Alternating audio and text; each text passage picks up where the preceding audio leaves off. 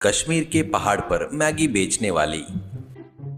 कश्मीर के गुलमर्ग बर्फ की पहाड़ियां, प्रकृति अपनी सफेद सौंदर्य को पूरा वहां पर रख दिया था ऐसा रहता है। समुद्र से हजारों फुट ऊपर चारों तरफ बर्फ से ढके देवदार वृक्षों के बीच में एक टर्निंग रहती है, छोटी सी, और उस टर्निंग के पास पुराने जमाने का लकड़ी का कैबिन रहता है। उस कैबिन के छत पर बर्फ जैसा फैला रहता है, पर अंदर से आने वाली गरम मसाले की खुशबू रास्ते से जाने वाले किसी को भी रोक लेती थी। उस छोटे से साम्राज्य की रानी का नाम सोनी था, और उस प्रांत में सोनी का यानी एक विश्वास था, एक आत्मीयता थी, और वो जो मैगी नूडल्स के लिए पर्यटक लोग घंटों तक खड़े रहते थे। सोनी की जिंदगी एक बर्फ के तूफान के जैसी थी। 10 साल पहले अपने पति के मृत्यु के वक्त उसके पास एक छोटा सा कटोरा और थोड़ी सी मैगी के पैकेट ही बचे थे।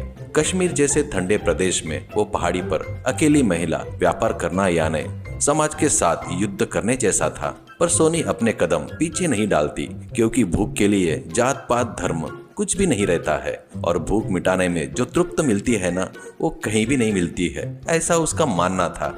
और वो उसी विश्वास के साथ अपना सफर शुरू करती है। पहले उसकी हंसी उड़ाने वाले आज उसकी तरक्की देखकर आश्चर्यचकित होते हैं। वो दिन काफी शांति से शुरू होता है। सोनी अपने कैबिन में चूल्हा जलाकर पानी उबाल रही थी। उसकी मदद करने के लिए अजय नाम का लड़का रहता है। वो थोड़ा बोला था, पर बहुत ही उत्साहित था, और वो, सोनी आंटी, आज बर्फ बहुत ज्यादा गिर रही है, नीचे से आने वाले टूरिस्ट गाइड रुक गए हैं, ये सुना है, अपना माल बच जाएगा शायद, करके घबराते हुए पूछता है अजय। सोनी अपने काम में मग्न होकर कहती है, अरे अजय, जिंदगी में एक बात याद रखना, समुद्र के लहरें रुक गई इसलिए अपनी कश्ती का सफर नहीं रोक सकते हैं ना। वैसे ही लोग नहीं आए तो खाना बनाना रोकना नहीं चाहिए। कोई अगर अकेला भूखा भी आया ना, उसको अपन देने वाला खाना उसकी जान बचा सकती है। तू जाकर वो प्याज मिर्ची काट, ऐसा कहती है। तभी वहां पर 3 युवक आते हैं। उनके नाम रोहित, समीर और आकाश था। रोहित को हर बात में गलती निकालना उसकी आदत थी। समीर को खाना खाना बहुत पसंद था, और आकाश को शांति बहुत ही पसंद थी। अंदर आते ही रोहित ठंड से कांपते हुए अपने महंगे जैकेट को ठीक करते हुए, अरे समीर, यही है क्या तूने जो बताया था अड्डा? कोई पुराने जमाने का लकड़ी का डब्बे जैसा है। यहाँ पर मैगी खाए तो कैसा रहेगा यार? अपन नीचे अपने 5 स्टार होटल में खाएंगे, वो अपने स्टेटस के हिसाब से रहेगा ना, ऐसा कहता है। समीर उस कैबिन से आ रहे मसाले की खुशबू का मजा लेते हुए, स्टेटस के बारे में बाद में सोचेंगे रोहित, पहले इस खुशबू को देख, मेरे तो अभी से पेट में चूहे दौड़ रहे हैं। सोनी आंटी, हमको 3 प्लेट डबल मसाला मैगी चाहिए, उसमें थोड़ा मक्खन ज्यादा डालना, ऐसा ऑर्डर देता है। सोनी मुस्कुराते हुए काम शुरू करती है। उसके खाना बनाने का तरीका देखकर दोनों आंखें नहीं बस हो रही थी। उबले हुए पानी में नूडल्स डालकर उसमें खुद का बनाया हुआ मसाला मिलाती है। तब रोहित काउंटर के पास जाकर, अरे क्यों जी, आप जो मसाले इस्तेमाल कर रही हो ना, वो ब्रांडेड ही है ना, या कोई मिलावटी का तो इस्तेमाल नहीं कर रही हो ना? हमारे शहर में तो ऐसी खुशबू नहीं आती है, करके शक की नजर से पूछता है। सोनी बगैर गुस्सा हुए, अरे बाबू, शहर में आप लोग जो खाते हैं ना, उसी पैकेट का पाउडर है। यहाँ पर जो आप खाएंगे, इस पहाड़ी में मिलने वाला स्वच्छ हवा, पहाड़ों पर से आ रहा शुद्ध पानी, और मैं जान डालकर बनाती हूँ ना, वो प्यार है। लगे तो थोड़ा खाकर देखो, आपको ही फर्क पता चलेगा, करके शांति से जवाब देती है। आकाश सोनी की तरफ देखते हुए, आंटी आप बहुत शांत हो, इस अकेले पहाड़ पर आपको डर नहीं लगता क्या? करके पूछता है।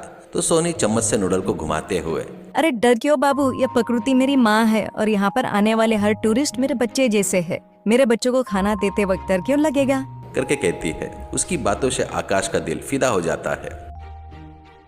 फिर सोनी गर्मा गर्म मैगी को प्लेट में उनके सामने रखती है। समीर पहला निवाला खाकर, जबरदस्त सोनी आंटी, आप इसमें कुछ जादू डाले क्या? इतना स्वादिष्ट मैंने कभी नहीं खाया, करके तारीफ करता है।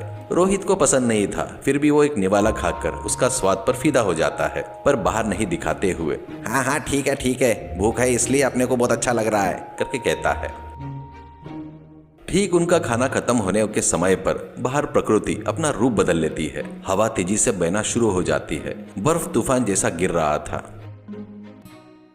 उस छोटे से कैबिन के दरवाजे हवा से टकरा रहे थे। अजय डर से भागते हुए आकर, आंटी रोड ब्लॉक हो गए हैं, ऊपर कहीं बड़े बर्फ के ठीले गिर रहे हैं सुना है, कम से कम 6 घंटे तक कोई वाहन नहीं हिलेगा, करके बताता है। कैबिन में बैठे तीनों पर्यटक घबरा जाते हैं।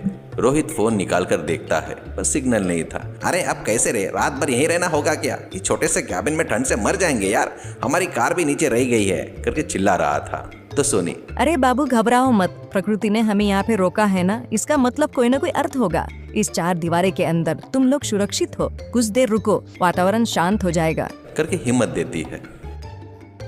पर समस्या वहीं पर नहीं रुकी। सोनी के पास का गैस सिलेंडर खत्म होने वाला था। अजय धीरे से सोनी के पास आकर, आंटी गैस खत्म होने वाला है, अपने पास सब्जियां भी बहुत कम है, अपने पास का स्टॉक पूरा खत्म हो गया है करके धीरे से फुसफुसाता है। सोनी थोड़ी देर सोचती है, ये उसकी एक बड़ी परीक्षा थी। वो पर्यटकों की तरफ मुड़कर कहती है, अरे देखो बाबू, वातावरण ठीक नहीं है और अपने पास सामान कम है, पर अपन सभी लोग मिलकर प्रयत्न किए तो इस मुसीबत से बाहर निकल सकते हैं। तुम्हारे बैग में जो भी है ना, बाहर निकालो, हम सब लोग मिलकर एक काम करेंगे करके कहती है।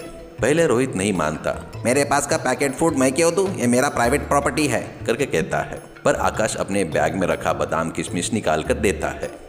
समीर अपने पास का चिप्स पैकेट देता है। ये देखकर आखिर में आकाश को अपने पास के चॉकलेट देना ही पड़ता है। सोनी अपने पास के बचे हुए मैगी पैकेट लेकर सभी ने दिए हुए पदार्थों के साथ मिलकर एक बड़े बर्तन में पकाना शुरू करती है। गैस कम रहने की वजह से पुराने जमाने के स्टाइल में कुछ लकड़ियों को जलाती है। उस बर्फ में आग जलना बहुत ही मुश्किल था, पर वो अपने अनुभव से चूल्हा जला लेती है। अंदर का वातावरण धीरे धीरे बदलने लगता है। रोहित अपने अहंकार को बाजू में रखकर सोनी की मदद करने लग जाता है। रोहित, आंटी मैं प्याज काट दूं क्या? ऐसा पूछता है तो सोनी हंसते हुए, ठीक है बाबू, संभाल कर काटो ऐसा कहती है। तीनों दोस्त और अजय सोनी सभी लोग मिलकर उस खाना बनाने में हिस्सा लेते हैं। धीरे से एक अद्भुत बढ़िया मैगी सूप तैयार हो गया।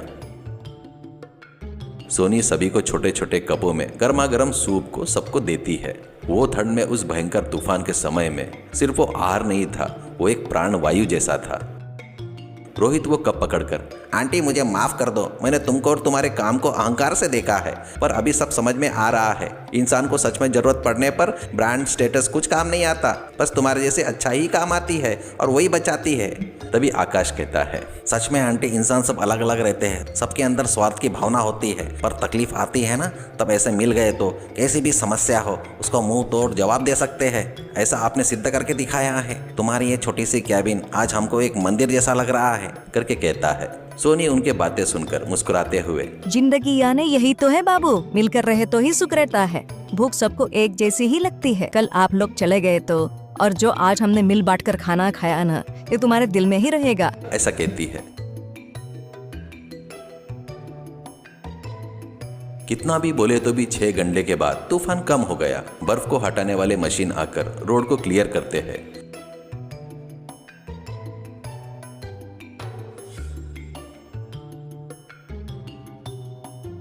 जाने से पहले वो तीनों दोस्त सोनी को कृतज्ञता व्यक्त करते हैं। रोहित अपने जेब से पैसे निकालकर जबरदस्ती सोनी के हाथों में रखकर, ये उस खाने की कीमत नहीं है आंटी, ये तुम्हारे प्यार के बदले में हमारी तरफ से एक छोटी सी भेंट है। आप इस कैबिन को एक बड़े रेस्टोरेंट में बदलो, अगले साल हम फिर से आएंगे ऐसा कहती है। उसके बाद सोनी पीछे कभी पलट कर नहीं देखती है। वो तीनों युवक सोनी के बारे में, उसके किए साहस के बारे में इंटरनेट पर बहुत अच्छा लिखते हैं। बर्फ की पहाड़ की देवी सोनी आंटी करके सोशल मीडिया पर पोस्ट करते हैं। वो खबर थोड़ा वायरल हो जाता है। बहुत से पर्यटक सोनी से मिलने के लिए उसके हाथ से बना खाना खाने के लिए आते हैं। कुछ साल बाद सोनी अपने छोटे से कैबिन को एक सुंदर से सोनीज हेवन करके एक छोटे से होटल में बदल देती है। अब वहां पर कुछ वहीं पर रहने वाली औरतें काम पर आ रही थी। सोनी उनको अच्छी नौकरी के साथ साथ पर्यटकों को कैसी इज्जत देना चाहिए वो सिखा रही थी। उस होटल की दीवार पर रोहित, समीर और आकाश के फोटो अभी भी लगे हुए थे। आज सोनी एक सक्सेसफुल वुमन थी। उसके अंदर की पुरानी सोनी नहीं बदली। अभी भी कोई भी गरीब आया तो उनको फ्री में खाना देती थी।